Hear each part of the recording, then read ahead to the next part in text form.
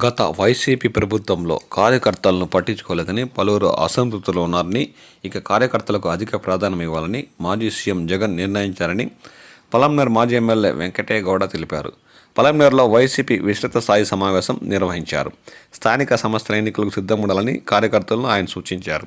ఈ కార్యక్రమంలో పాల్గొన్న ఉమ్మడి జిల్లాల వైసీపీ జిల్లా అధ్యక్షులు భూమన కనకర్ రెడ్డి మాట్లాడారు.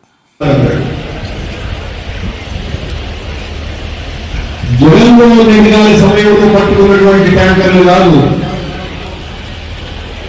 చంద్రబాబు పట్టుకున్నటువంటి ట్యాంకర్లలో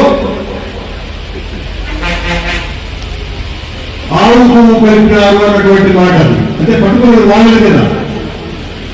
సరే, అదే చంద్రబాబు ఆ మాటల తర్వాత దేశమంతా కూడా పెద్ద చర్చపోతే ప్రధానమైపోతే ముఖ్యమంత్రి గారు మీరు ఈ రకంగా మాట్లాడటం మంచిగా పద్ధత కనుక మేము దీన్ని బాధ్యత తీసుకుంటున్నాము.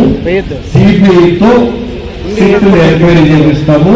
రాష్ట్రంలో మీరు కూడా ఇద్దరు మీ అధికారులను పెట్టుకోండి. సిబిఐ ఒక ముగ్గురు అధికారులు.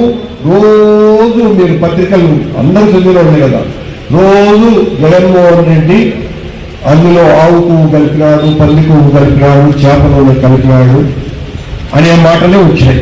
రోజు అదే మాటలే చంద్రబాబు నాయుడు గారు, పవన్ కళ్యాణ్ గారు మాట్లాడినటువంటి మాటలన్నీ మీకు అందరికీ తెలుసు. నేను ఎందుకు ఈ ఒక్క విషయాన్ని మాత్రమే మాట్లాడుతున్నానంటే, మన మీద జగన్మోహన్ రెడ్డి గారి మీద ఏమి చేయలేక ఆత్మరక్షణలో పడిపోయినటువంటి చంద్రబాబు నాయుడు ఇక దిక్కుతోచక ఆయన ఇచ్చినటువంటి హామీలు నెరవేర్చే పరిస్థితుల్లో లేకపోయిన కారణంగా ప్రజలు తిరగబడేటువంటి పరిస్థితి వచ్చింది. కనుక మనల్ని ప్రతిఘటించేటువంటి నాయకుడు ఒక్కడు ఈ రాష్ట్రంలో, ఆ ఒక్కడు జగన్మోహన్ రెడ్డి. కనుక మతం పేరుతో దెబ్బతీయాల జగన్మోహన్ రెడ్డిని. ఇతను హిందూ వ్యతిరేకి అనే ముద్ర వేసి మనల్ని రాజకీయంగా వేయడానికి ప్రయత్నం ప్రారంభించాడు. అది కూడా మొన్ననే మాట్లాడాడు. మొన్న ఆయన, పవన్ కళ్యాణ్, ఆ బీజేపీ అధ్యక్షులు ముగ్గురు కలిసి ఒకటే మాట, ఇది ఆర్థిక పరమైనటువంటి విషయం కాదు రద్దులో, ఇది కేవలం దేవుడిని ఉద్దేశపూర్వకంగా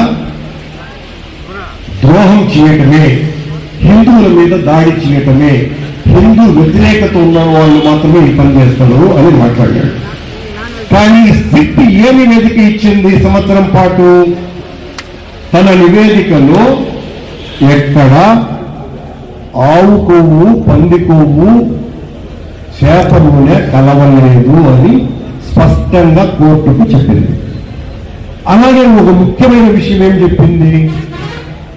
ఏదైతే జరిగిందో తప్పు, ఆ తప్పుకు ఎవ్వరూ రాజకీయ నాయకులు బాధ్యులు కారు.